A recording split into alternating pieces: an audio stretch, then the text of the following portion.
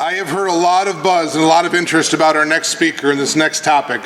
And it has been timely to think that we came in here thinking we'd be talking about TikTok, and I hope we will. But beyond that, we now have a spy balloon, right? And we'll be talking about that as well. And so the fact of how this has come together and the timing of this is pretty interesting. But we are honored to have with us today Gordon Chang. Gordon Chang is the author of The Great U.S.-China Tech War and Losing South Korea. These are booklets released by Encounter Books. His previous books are Nuclear Showdown, North Korea Takes on the World, The Coming Collapse of China, from Random House. He lived and worked in China and Hong Kong for almost 2 decades, most recently in Shanghai. And if you look at the amount of work in the writing that Mr. Chang has done in this area, I think we have just a premier expert to speak to these issues. Once again, and Chairman Kassar mentioned it this morning, to think that we are having the level of speakers we're having at this conference is amazing. And your Conservative Party is doing that. So I am so thrilled to have Mr. Chang here with us today. He has appeared before the House Committee on Foreign Affairs, the U.S.-China Economic and Security Review Commission, but you'll often see him on CNN, Fox News, the Fox Business Network, CNBC, MSNBC, PBS, the BBC, Bloomberg Television, you name it, he's done it. And I see him most often on Twitter, where if you are not following him, if you're not on Twitter, you should check it out. It's a whole lot of fun. And you really get some of the greatest information in the most timely way through that as well. So I appreciate your tweets, Mr. Chang. So would you please welcome Gordon Chang.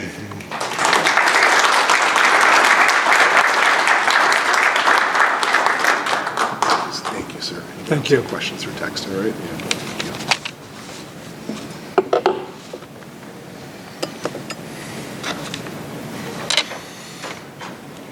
Thank you, Jason. Thank you, Jerry. And thank you, Conservative Party. It's an honor for Lydia and I to be here today. On Saturday afternoon, 2:39 Eastern, an F-22 flying from Langley Air Force Base in Virginia shot down the Chinese spy balloon 6 nautical miles off the coast of Myrtle Beach, South Carolina. That balloon first entered sovereign U.S. airspace in the Aleutians. It then flew over the Alaskan landmass, down through western Canada, entered the lower 48 states in Idaho.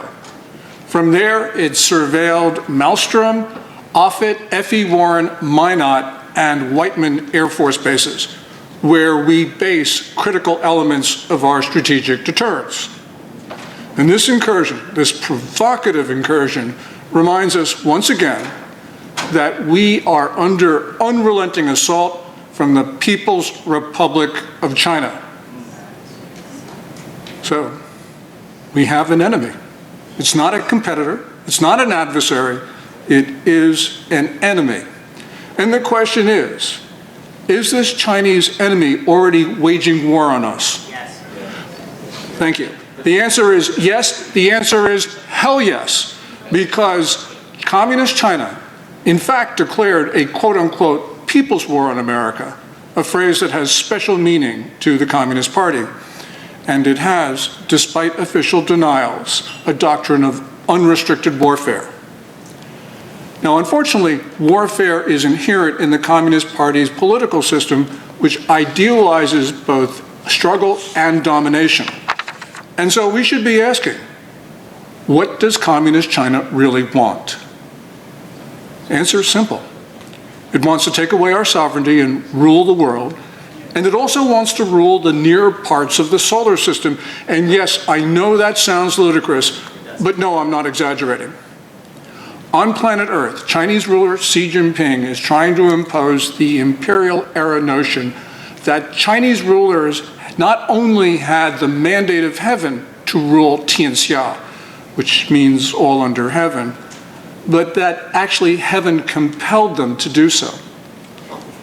And indeed, with regard to the solar system, the Chinese, since about 2017, their space officials have been talking about the moon and Mars as sovereign Chinese territory. In other words, part of the People's Republic of China. And that means they consider these near heavenly bodies to be like the South China Sea, theirs and theirs alone. And it also means that they will try to exclude us from going to the moon and Mars if they have the capability to do so. And we do not need to speculate about that because Chinese officials constantly talk about that. So now that we know about what they want, the question is, what are their unrestricted warfare tactics to get it? And today we'll talk about two of them: subversion and disinformation operations, and fentanyl. With regard to subversion, China tries to use every point of contact to undermine our society, to take it down. And what we are seeing are these very large Chinese troll and bot operations. Now, these are much larger than Russia's from all accounts. So, for instance, Twitter in June 2019 took down 174,000 fake Chinese accounts. That's one social media platform, 1 month, 174,000 accounts. Now, with these big networks, China is trying to determine outcomes in our political system. They favored Joe Biden over Bernie Sanders in the Democratic primary. They favored Biden over Trump in the general election. And now they're pushing things like critical race theory. How do they do this? Well, engineers at Douyin, which is TikTok's sister site in China, control the algorithms for TikTok, especially the algorithms that curate content.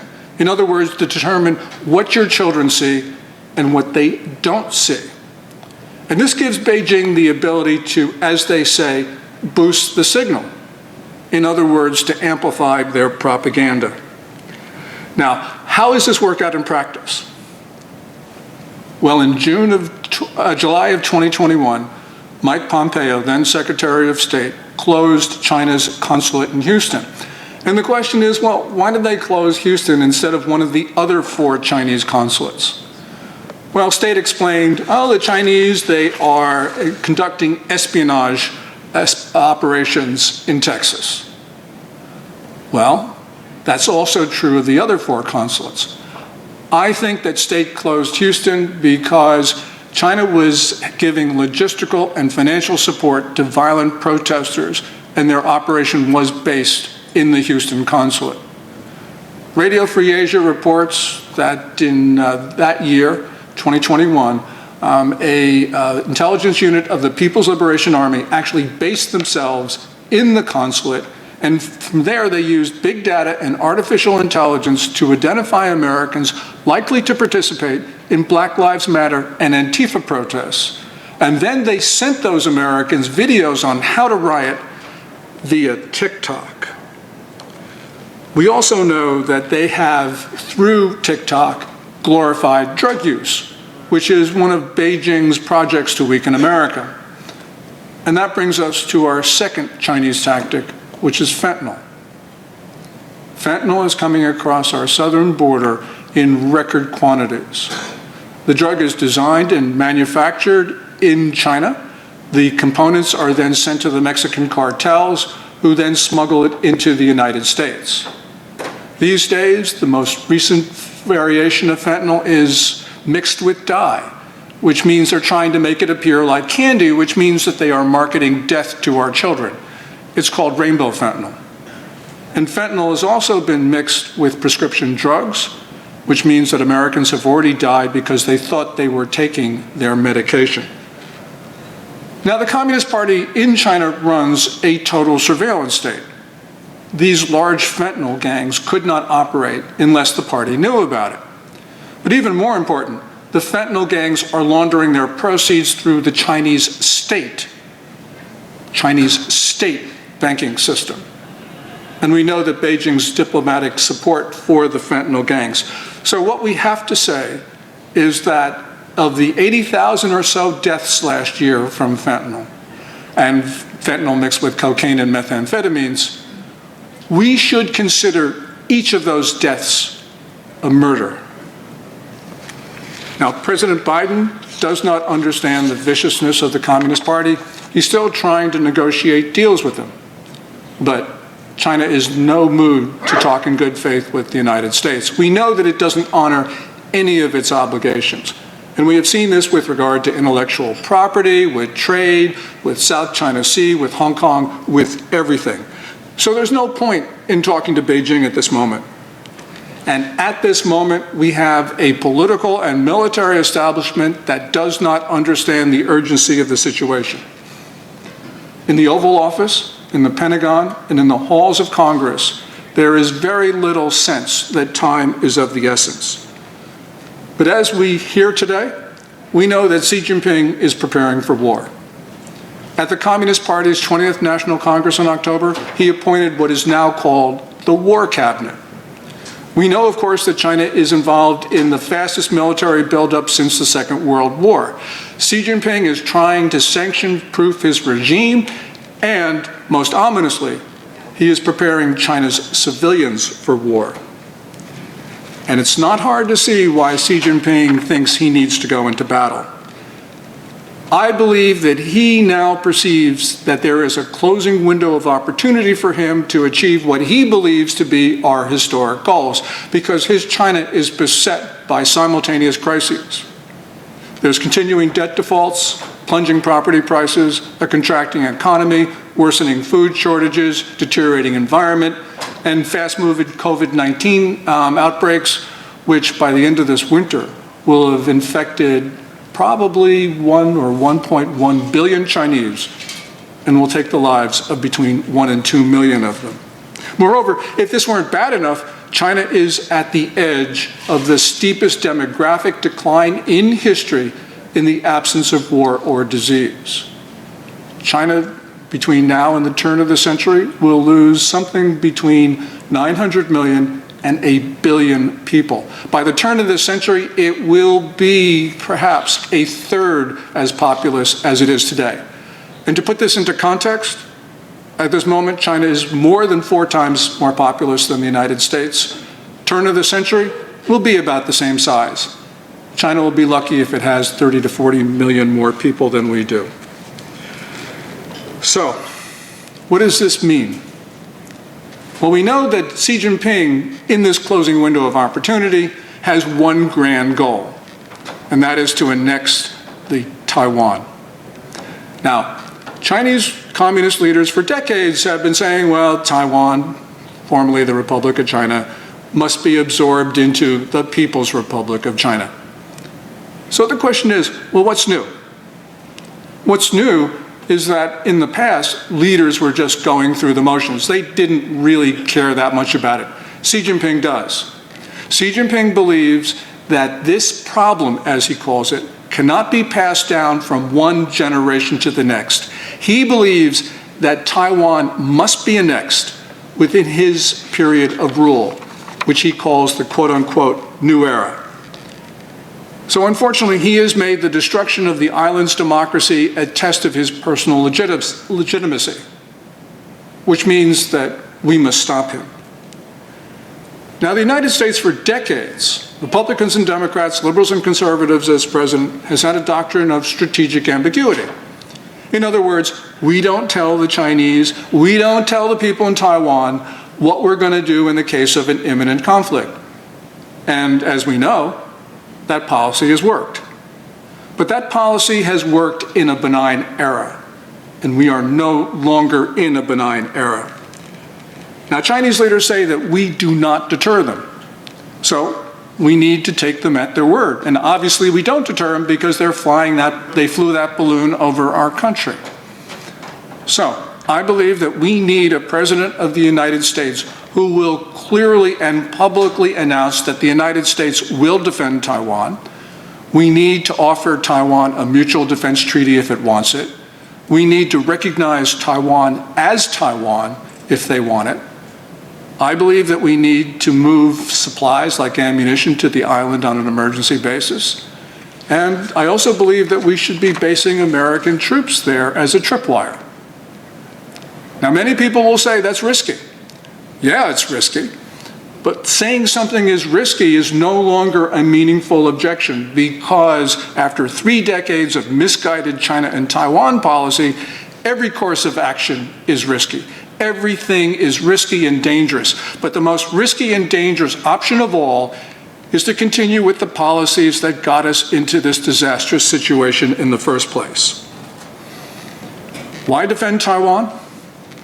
Well, first of all, since the late 1800s, the late 1800s, the United States has drawn its western defense perimeter off the coast of East Asia.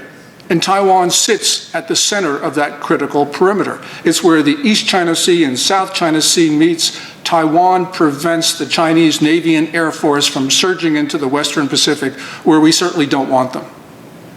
But there's a more important reason. People talk about chips. Taiwan makes 92% of the world's made-to-order chips, in other words, the most sophisticated ones. There's a more important reason. China every day attacks not just our democracy, but all democracies, the concept of democracies, and we cannot allow China to annex any democracy, especially one as important as Taiwan. And there's one more thing. After the fall of Afghanistan, we disheartened and we angered our allies. It's a catastrophic event in our history. Now, Taiwan is seen as the critical test of American capability and resolve. And we could not afford to fail again. But as I mentioned, we have a defense establishment that doesn't really understand that this is a matter of not the 2030s or the 2040s, but today. Our military is actually wanting to take out our cruisers and our F-22s in order to pay for modernization, to pay for the force of the 2040s. In other words, we have a Pentagon that wants us to make us less capable to oppose a China of today. And if there's going to be a war with China, it's not going to be in the 2030s or the 2040s. It's probably going to be soon. As General Mike Minahan, who is the chief of the Air Mobility Command, said in a memo, his gut says that we'll be fighting in 2025. And if we don't change the drift of course of events, it could very well be before that. So what should we do? I have an action plan. 7 items plus 3 more. First of all, we need to sever trade with China.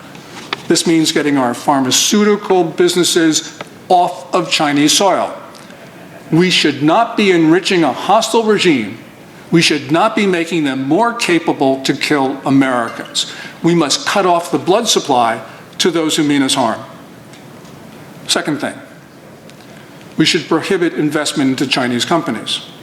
President Trump banned investment into Chinese military-linked companies, but we should go further. And the reason we should go further is because all Chinese companies, civilian, military, however they call themselves, they are all in one, and they all support the Chinese war effort. Remember, China is a totalitarian society. Nobody can disobey an order of the Communist Party.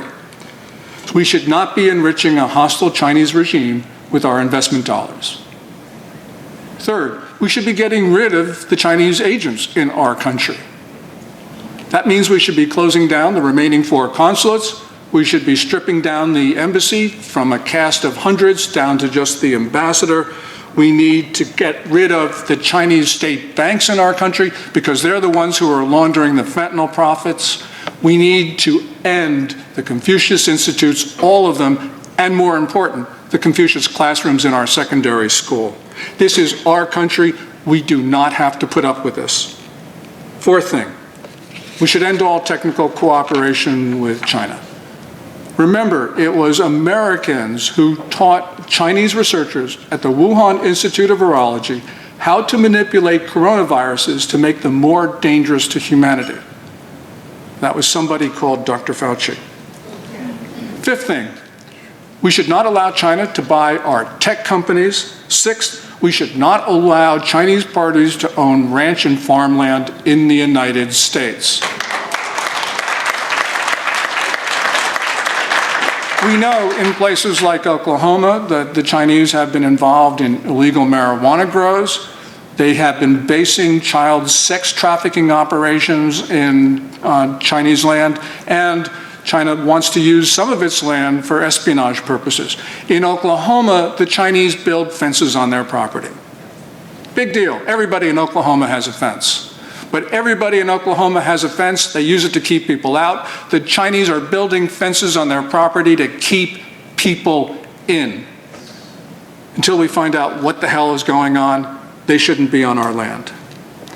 Seventh thing, well, now that we shot down the balloon, we should not let the Biden administration do what it wants to, which is just to forget what's occurred. Three more things. First of all, tell your broker to sell mutual funds that include Chinese stocks. The international mutual funds, many of them do that. Matter of fact, the federal government runs something called the Thrift Savings Plan. It's the 401k for federal employees. Since 2001, members of our uniformed services have been allowed to invest in TSP, and that means our uniformed service members are funding Chinese weapons companies that are building the instruments that are designed to kill Americans.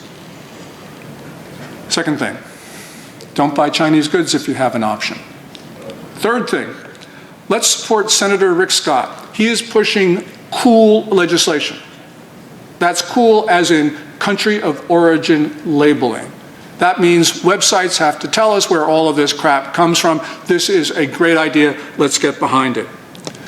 Now, all of these steps will take political will, which means creating bottom-up pressure, which means educating, means grassroots organizing, means electing candidates who will oppose China. And of course, none of this is easy. But what will our children and grandchildren think when they realize that we had the means to stop China, but chose not to do so? Each of us has the ability to act. And we have to act, particularly now, because China's not going to give us a second chance. This is a moment of peril because our leaders are not defending us. And so, yes, we must mobilize for 2024.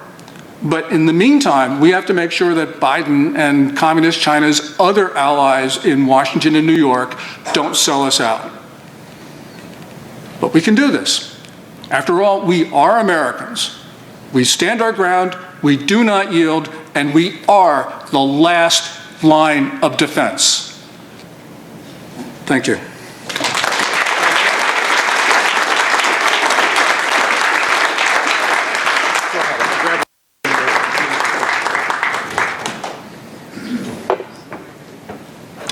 All right, the questions have been flying in. Let's start with this one, all right? China has permeated every major institution in America, including and especially Congress. Given that reality, how does the average American citizen effectively fight back? You've addressed some of that. Severely limit, if not ban, Chinese exchange students. Any thought on that? Yeah. About 13% of the students from China, the Chinese nationals, are estimated to commit espionage on in our universities. One of the things is that this is, yeah, China's trying to commit espionage, but the question is, why do they think they can get away with this? They think they can get away with this because for decades, we have allowed Ministry of State Security agents and our Chinese diplomats to surveil students on our campuses. We've allowed them to violate our sovereignty. So the first step is we got to start turfing out these Ministry of State Security guys, and we need to start expelling diplomats. We know what's going on, we see them, and we don't do anything about it. We had this, this Chinese police station in New York, which has now been closed, thank God, at least according to the reports. And the question is, why would the Chinese think that they could get away with it? Well, for the same reason.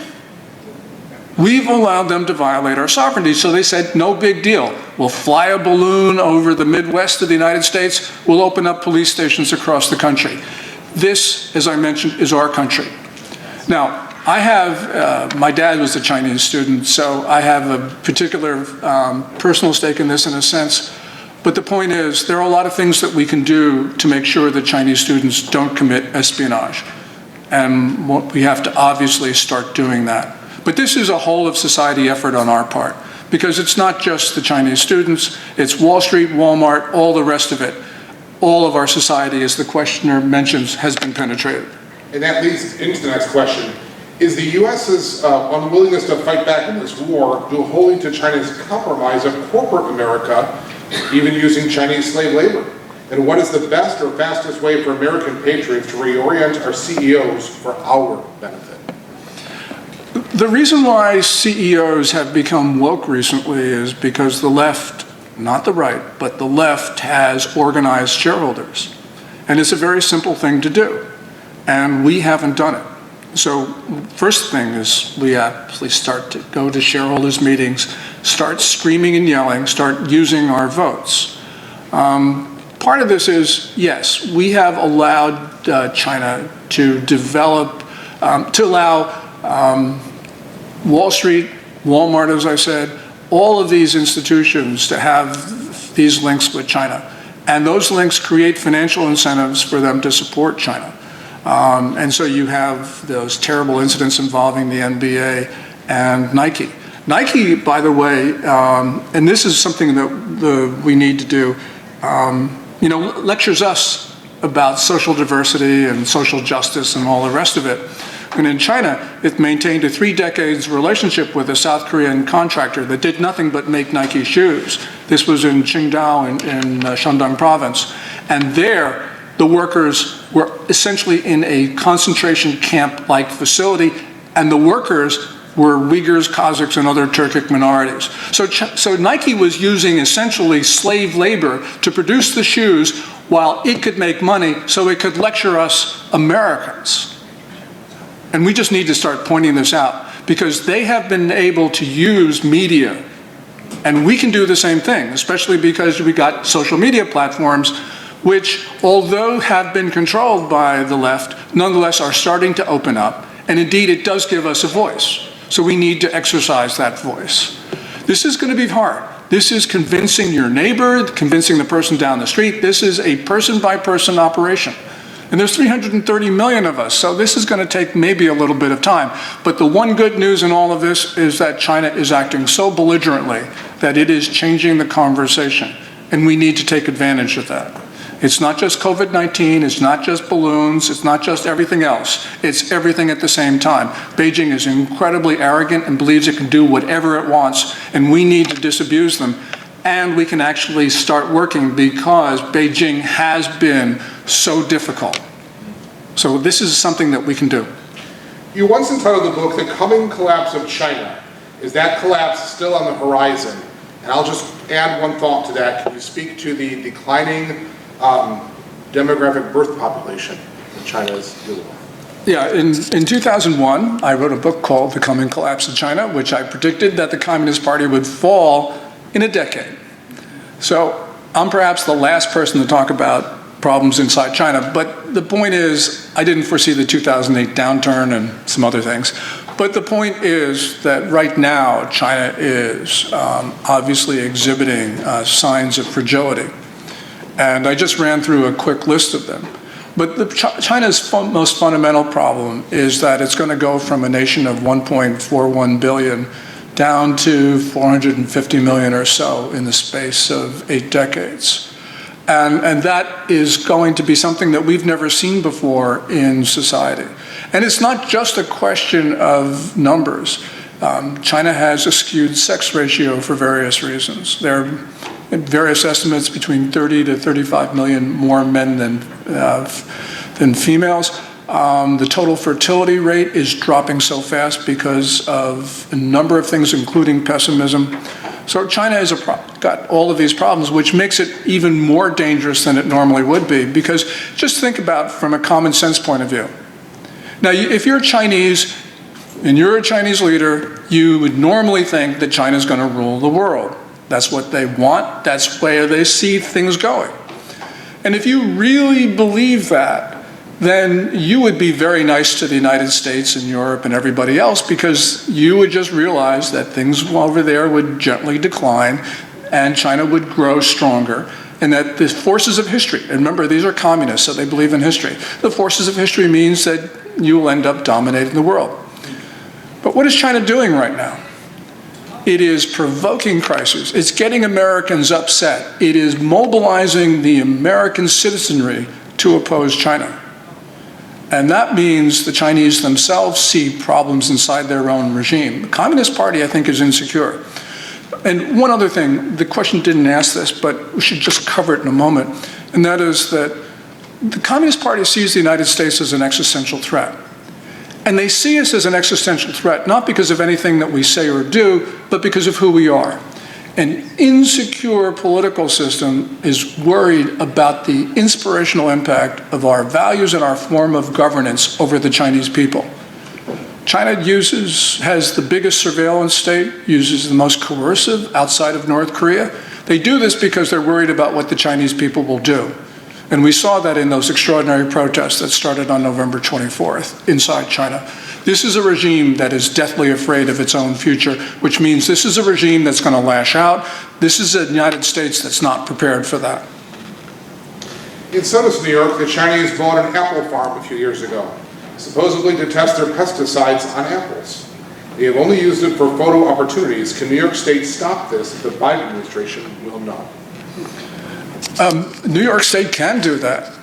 Your governor does have emergency powers. And one of the things that is of great concern is, well, why do the Chinese, or why are they buying farmland? Well, one could say, well, they were worried about their declining self-sufficiency in food, and yes, they are. But I think that one of the reasons why they're actually buying farmland, because it's not really practical in the sense, if you think about it, that in an emergency that we will allow Chinese farm products to be exported through our ports across the Pacific to China. I worry that they are buying farmland because they want to poison American agriculture. Yes. And we see this, for instance, if you go back about 15 months ago, there was that incident where China was sending seeds into the US unsolicited. Well, that's invasive species, and that can cause problems in our agriculture, plus also other problems in society. I worry about this, and if I were Kathy Hochul, which I'm probably not, I would worry about this, and I would say I'm using whatever emergency powers I have to expropriate that apple farm and get the Chinese off that land and make sure they don't bring in poisonous insecticides into the state of New York, because you have agriculture. That ain't going to happen, my friend. Could you touch on Unrestricted warfare. Yes. Could you touch on digital currency and government control that is being inserted into the United States of America? China has a digital renminbi. I worry a lot about China. I do not worry about the digital renminbi. And the reason is, digital renminbi was created so that the Central Bank of China, the People's Bank of China, could exert more control over people's spending. Because with the digital currency, you can basically expropriate all the money out of a person's account just with the click of a switch. China already has the world's most sophisticated electronic payment platforms, especially two of them. One run by Ant Group called Alipay. The other is WeChat Pay, run by Tencent, another large Chinese internet company. These are far beyond what we have in our country. What Beijing is doing with the digital renminbi is to try to undercut the commercial viability of Tencent's and Ant Group's electronic payment platforms. So this is civil war inside the Chinese financial system, which means that if they want to undercut themselves, I'm all for it. Now, digital currencies in general, this is something that the United States has not moved toward. It is obviously very controversial for the same reasons that it would be controversial in China. We'd be competing with our own companies, but also we'd be giving the Federal Reserve and any administration at the time unprecedented power over the money of the American people. We just need to resist it. That's not a China issue, that's a personal liberty issue, and that's a conservative issue. Because conservatism is the political philosophy that sovereignty resides in the individual. That means all of you guys, which means all of you guys can mobilize yourselves to make sure that we do not have a digital currency in the United States. Time is very short, but do you have any final remarks for us? My wife said I had to end on an optimistic note. And after 29 years of marriage, I know that there is no point in arguing. So here's my optimistic story, which is about war in another time, but it's all wrapped up with a happy ending. And Russ, you'll appreciate this story for a moment, and you'll see why. My dad came to this country on a Chinese government scholarship from Chiang Kai-shek's nationalists. He left China on a plane that flew over the Himalayas, landed in India, boarded a Liberty ship, which went all the way down to Australia to avoid Japanese submarines, and then up to San Pedro, port of Los Angeles, where he landed in February 1945. He took the train to San Francisco, and then, Russ, he had a problem.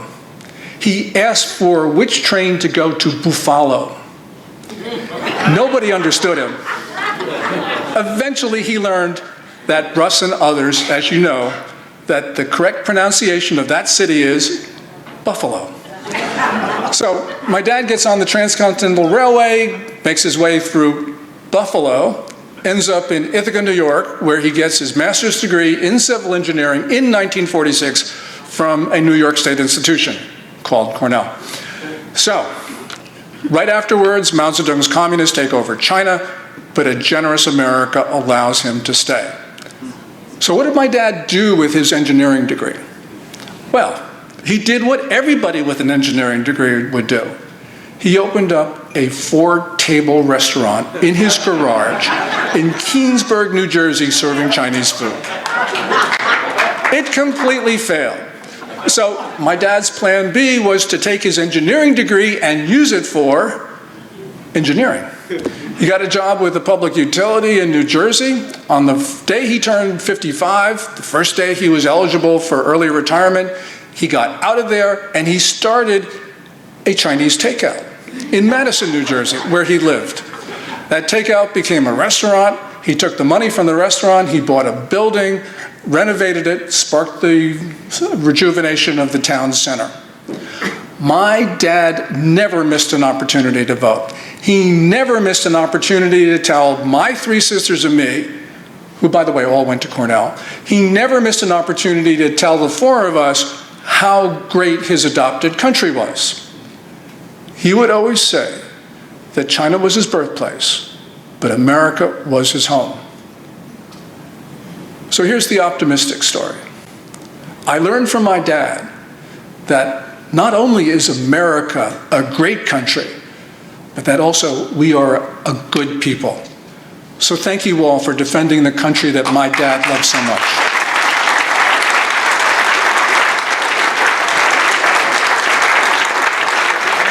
Ladies and gentlemen, Mr. Gordon Chang.